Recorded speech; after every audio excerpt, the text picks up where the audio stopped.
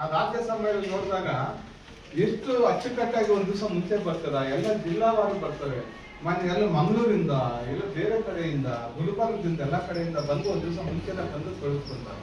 ಅಂದ್ರೆ ಸಂಘಟನಾ ಆಸಕ್ತಿ ಎಷ್ಟಿದೆ ಅಂತ. ಆ ಒಂದು ಕಾರಣಕ್ಕೆ ನಾನು ನಿಮ್ ಜೊತೆಗೆ ನಾನು ಯಾವಾಗಲೂ ತುಂಬಾ ಆಸಕ್ತಿ, ಯಾಕಂದ್ರೆ ಇಂಥ ಒಂದು ಸಂಘಟನಾಕಾರರ ಜೊತೆಗೆ ಇರ್ಬೇಕು. ನಾನು ಜಿಲ್ಲಾ ಪತ್ರಕರ್ತರ ಸಂಘದ ಅಧ್ಯಕ್ಷ ಆಗಿದ್ದೆ. ಈ ಭವನ ನಿರ್ಮಾಣ ಮಾಡಿದಾಗ ನಾನೇ ಆಗ್ತಿದ್ದೀನಿ. ಭವನ ನಿರ್ಮಾಣ ಮಾಡಿದ್ರು ನನ್ನ ಕಾಲ. ನಾನು ಯಾವಾಗ ಹೇಳ್ತಿದ್ದೆ ಪಕ್ಕದಲ್ಲಿ ನೀವು ತಗೋಬೇಕು ಅಂತ. ಆ ಪಕ್ಕದಲ್ಲಿ ತಗೊಂತಿರೋ ಇನ್ನೂ ಗೊತ್ತಿಲ್ಲ ನನಗೆ. ಇನ್ನು ಕಚೇರಿ ನೀವು ಎಲ್ಲಿ ಬಂದೈತೋ ಯಾವ ವ್ಯವಸ್ಥೆ ಆಗಿತ್ತು ಅಂತ ಗೊತ್ತಿಲ್ಲ. ನಾನಂತೂ ನೀವು ಕಚೇರಿ ಕಟ್ಟಿದ್ರೆ ಆರ್ಥಿಕವಾಗಿ ಗೊತ್ತು ಸಹಾಯನ ಮಾಡ್ತೀನಿ ನಾನು. ಆಸೆ ನನಗೆ, ಯಾಕಂದ್ರೆ ನಿಮ್ಮ ಸಂಘಟನೆ ತುಂಬಾ ಬಲವಾಗಿ ಬೆಳಿಬೇಕು ಅಂತ. ಆ ಒಂದು ನೀವು ಯಾವತ್ತಾದ್ರೂ ನಾನು ಕಂಡ್ರೆ ನಾನು ಬರ್ತೇನೆ. ನೀವು ಕಟ್ಟಡ ಕಟ್ಟಬೇಕಾದ್ರೆ ನಾನು ಒಳ್ಳೆ ಸಹಾಯ ಮಾಡ್ತೀನಿ. ಕಟ್ಟಡ ಕಟ್ಟಬೇಕು, ನೀವು ನಿರ್ಮಾಣ ಮಾಡಬೇಕು. ದೊಡ್ಡ ಸಹಾಯನ ಮಾಡ್ತೀನಿ, ದೊಡ್ಡ ಸಹಾಯನ ಮಾಡೋಣ. ನಿಮ್ಮೊಂದಿಗೆ ಕಟ್ಟಡ ಕಂಪ್ಲೀಟ್ ಮಾಡಕ್ ಇರ್ತೀವಲ್ಲ, ಅವನ್ ಬಿಡಲ್ಲ. ಅದಕ್ಕೆ ನೀವು ಈಗ ನೀವು ಯಾವಾಗ ಸೇರ್ಕೊಂಡಾಗ ಅನ್ನೋದನ್ನ ಜೊತೆಗೆ ಪ್ರತಿ ದಿವಸ ಮೆಲುಕು ಹಾಕ್ಬೇಕು. ನಮ್ಮ ಸಂಘಟನೆ ಭದ್ರಪಡಿಸ್ಕೋಬೇಕಾದ್ರೆ ನಿಮ್ಗೊಂದು ಕಟ್ಟಡ ಅವಶ್ಯಕತೆ ಇದೆ. ಈ ಪತ್ರಿಕಾ ಭವನ ನೀವು ಉಪಯೋಗಿಸ್ಕೋಬಹುದು. ಏನು ಯಾರಿಗೇನು ನಾವು ಪತ್ರಕರ್ತರಿಗೆ ಅಂತಲ್ಲ, ಇದು ಫ್ಯಾಮಿಲಿ ಟ್ರೀ. ನಮ್ದು ಫ್ಯಾಮಿಲಿ ಟ್ರೀ ತಗೊಂಡ್ರೆ ಈ ಯಾಜಮಾನ್ಯ ಅಂತೀವಿ, ಸಂಪಾದಕರು, ಪ್ರಕಾಶಕರು, ಅದಾದ್ಮೇಲೆ ಅಲ್ಲಿ ಕೆಲಸ ಮಾಡೋರು ಆಗ್ಬೋದು, ಡಿ ಪ್ಯಾಂಪ್ಲೆಟ್ ಇಂದ ಹಿಡಿದು, ಪ್ರಸಾರ ವಿಭಾಗಗಳು, ಪ್ರಿಂಟರ್ ಇಂದ ಹಿಡಿದು, ಪತ್ರಿಕಾ ವಿತರಕರವರೆಗೂ ನಮ್ದೊಂದು ಫ್ಯಾಮಿಲಿ ಟ್ರೀ ನಮ್ದು. ಅದಕ್ಕೆ ಒಂದು ಕುಟುಂಬ. ಆ ಕುಟುಂಬ ಹೆಂಗಿರ್ಬೇಕಂತ ಎಲ್ಲ ಸೇರ್ಕೊಂಡಿರೋದು ಈ ಪತ್ರಿಕಾ ಭವನ ಕೂಡ ಕುಟುಂಬದ ಸದಸ್ಯರು ನೀವು. ಅದಕ್ಕೆ ಈ ಭವನನು ನಿಮ್ದೇನೆ. ಇಲ್ಲಿ ನೀವು ಯಾವಾಗಾದ್ರೂ ಇಲ್ಲೊಂದು ಕಚೇರಿ ತಗೊಳ್ಳಿ, ನಾನು ಹಿಂದೆನೇ ಹೇಳಿದ್ದೆ ತಗೊಳ್ಳಿ ಅಂತ. ಮತ್ತೆ ಪಕ್ಕದಲ್ಲಿ ಜಾಗ ಇದೆ, ಅಲ್ಲಾದ್ರೂ ಕಟ್ಕೊಳ್ಳಿ ಅಂತ ಹೇಳಿದ್ವಿ. ಇಲ್ಲ ಬೇರೆ ಕಡೆ ಜಾಗ ಕೇಳಕ್ಕೂ ನಾವು ಬರ್ತೀವಿ. ಒಂದು ಸಂಘಟನೆ ಶಕ್ತಿ ಆಗ್ಬೇಕಂದ್ರೆ ತಗೋಬೇಕಂತ ಹೇಳ್ತಾ, ನನಗೆ ಇನ್ನೂ ಒಂದು ಮುಖ್ಯವಾಗಿ ಹೇಳ್ಬೇಕಾಗಿರೋದ್ರಿಂದ, ನಾನು ಸ್ಟೇಟ್ ಜನರಲ್ ಸೆಕ್ರೆಟರಿ ಆಗಿದ್ದೆ. ಹಿಂದೆ ಒಂದು ಸಮ್ಮೇಳನ ನಾನು ಅಧ್ಯಕ್ಷ ಆಗಿದ್ದಾಗ 2012ರಲ್ಲಿ ರಾಷ್ಟ್ರೀಯ ಸಮ್ಮೇಳನ 3500 ಡೆಲಿಗೇಟ್ಸ್ ತಗೊಂಡು ಶ್ರೀದೇವಿ ಇವತ್ತು ಆಸ್ಪತ್ರೆ ಐತಲ್ಲ ಅದೇ ಜಾಗದಲ್ಲಿ ದೊಡ್ಡ ಸಮ್ಮೇಳನ ಮಾಡಿದ್ರು. ಅವತ್ತು ನಾನು ಒಂದು ರೆಸಲ್ಯೂಷನ್ ಮಾಡಿದ್ವಿ.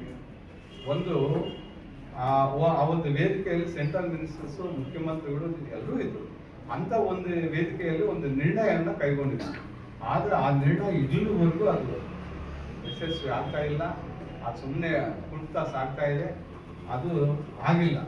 ಆ ಒಂದು ಸಂಘಟನೆಯಲ್ಲಿ ಆಗಿರೋದನ್ನ ನಿಮ್ಗೆ ಹೇಳ್ತಾ ಇದ್ದೀನಿ. ದಯಮಾಡಿ ತಾವು ಸಂಕಲ್ಪ ಮಾಡಿದ್ರೆ ಸಂದು ಸರ್, ನೀವು ಒಳ್ಳೆ ಶಕ್ತಿ ಇದೆ ನಿಮಗೆ. ನಾನು ಒಂದೇ ಒಂದು ಹೇಳ್ತೀನಿ, ಇದು ನೀವು ಆಮೇಲೆ ಚರ್ಚೆ ಮಾಡ್ಕೊಳ್ಳಿ. ನನ್ನ ಅಭಿಪ್ರಾಯ, ಕಾರ್ಮಿಕ ಇಲಾಖೆ ಅಡಿಯಲ್ಲಿ ನೋಂದಣಿ ಮಾಡಿಕೊಂಡ್ರೆ ಒಳ್ಳೇದು ಅನ್ಸುತ್ತೆ. ನಿಮ್ಮ ಸಂಘನ ಕಾರ್ಮಿಕ ಇಲಾಖೆಯಲ್ಲಿ ನೋಂದಣಿ ಮಾಡಿಕೊಂಡ್ರೆ, ಕಾರ್ಮಿಕ ಇಲಾಖೆಯಲ್ಲಿ 1 ಪಾಯಿಂಟ್ ಪ್ರೋಗ್ರಾಮ್ ಮಾಡ್ಕೊಳ್ಳಿ. 1 ಪಾಯಿಂಟ್ ಪ್ರೋಗ್ರಾಮ್, ಒಂದೇ ಒಂದು ಪ್ರೋಗ್ರಾಮ್. ಕಾರ್ಮಿಕ ಇಲಾಖೆಯಲ್ಲಿ ನಮಗೆ ಏನು ಗಾರೆ ಕೆಲಸಗಾರ ಕೊಡ್ತೀರಾ, ನೀವೇನು ಗುರುತಿಸಿ ಅವ್ರಿಗೆ ಈ ಇಸ್ಲಾಂ ಕಾರ್ಡ್ ಐತಲ್ಲ, ಅದು ಎಲ್ಲರಿಗೂ ಕೊಡ್ತಾರೆ.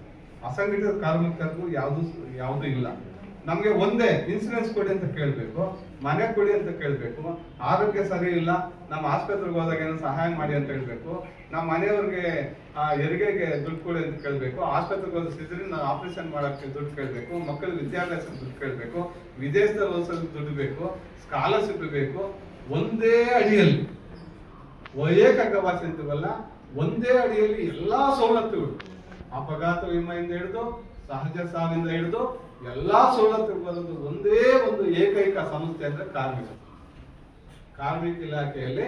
ನೀವು ಕಾರ್ಮಿಕರಂತ ಗುರುತಿಸ್ಕೊಂಡು ಕಾರ್ಮಿಕರಿಗೆ ಏನು ಇವತ್ತು ಬೇರೆಯವ್ರಿಗೆ ಗಾರೆ ಕೆಲಸಗಾರ ಕೊಡ್ತಾರಲ್ಲ, ಒತ್ತಿ ಹೇಳ್ತಾ ಇದ್ದೀನಿ, ಅದೇ ಕಾರ್ಡನ್ನ ನೀವು ಪಡಿಬೇಕು. ನಾವು ಕಾರ್ಮಿಕರೇ, ನೀವು ಅಚ್ಚು ಕಾರ್ಮಿಕರು. ಕಾರ್ಮಿಕರು ಆದ್ರಿಂದ ಕಾರ್ಮಿಕ ಇಲಾಖೆಗೆ ತಗೊಂಡ್ಬಂದು ಅದು ತಗೊಂಡ್ರೆ ಮಾತ್ರ ಎಲ್ಲಾ ಸವಲತ್ತುಗಳು ಬರ್ತವೆ. ಅದು 60 ಸವಲತ್ತುಗಳಿದಾವೆ. ಮತ್ತೆ ಇವತ್ತು ನೋಡಿ ತುಮಕೂರಲ್ಲಿ ಸಿದ್ಧಾರ್ಥ ಹಾಸ್ಪಿಟಲ್ ಇಂದ ಹಿಡಿದು ಶ್ರೀದೇವಿ ಹಾಸ್ಪಿಟ್ಲು, ಸಿದ್ಧಗಂಗಾ ಹಾಸ್ಪಿಟಲ್ ಸಹ ಆ ಕಾರ್ಡುದಾರರಿಗೆ ಟ್ರೀಟ್ಮೆಂಟ್ ಇದೆ ಮಾಡಿದ್ದಾರೆ. ಈಗ ಎಲ್ಲೋ ಅಲ್ಲ. ಅದಕ್ಕೆ ಇಲ್ಲಿ ಏನಾಗ್ತಾ ಇದೆ, ನಮ್ಮ ರಾಜ್ಯ ಸರ್ಕಾರ ನಮ್ಗೆ ಏನ್ ಬಡ್ಜೆಟ್ ಕೊಡುತ್ತೆ